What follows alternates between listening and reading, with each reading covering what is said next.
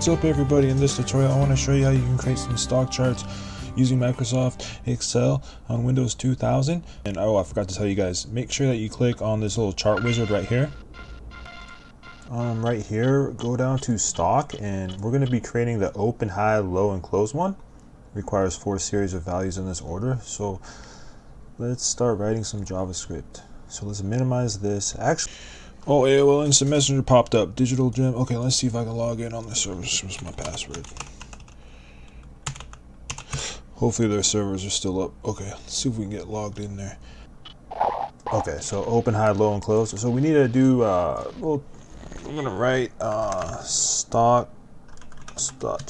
Create a file handler for this. So let's do FSO equals new ActiveX object, and we're going to be doing scripting file system object, and then our little file handler for this is create text file .stock.csv, and we're going to put true here. So let's save this and run this, just make sure that we have everything working correctly.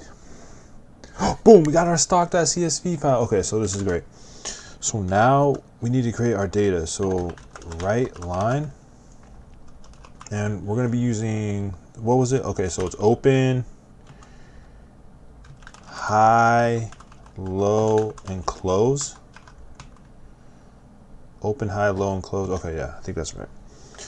And then we're going to create a little loop here. Var I equals 1, and then I is less than, you can put any number here. It doesn't matter how much data you want. So we need to do, like, let's say, shit, I forgot. So come up here, let's say that our open data is at like 100, our share price, technically.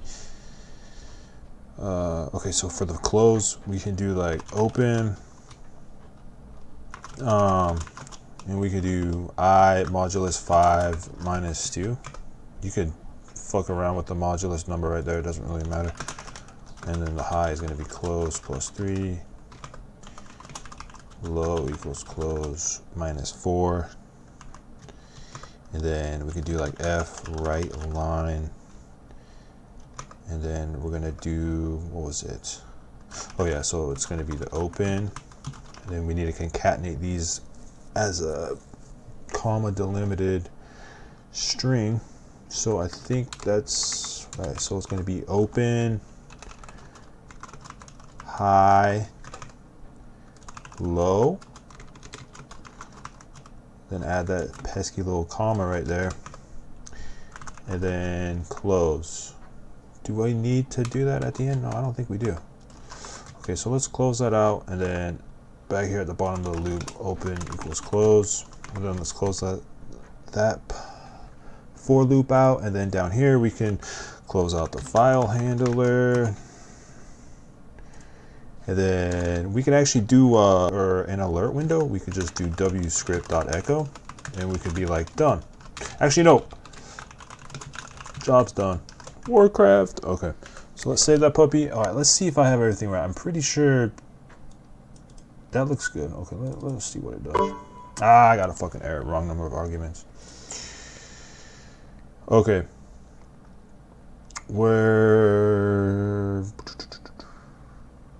Wait, what was it?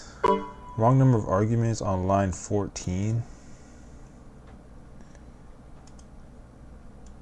Oh, pesky comma. Okay.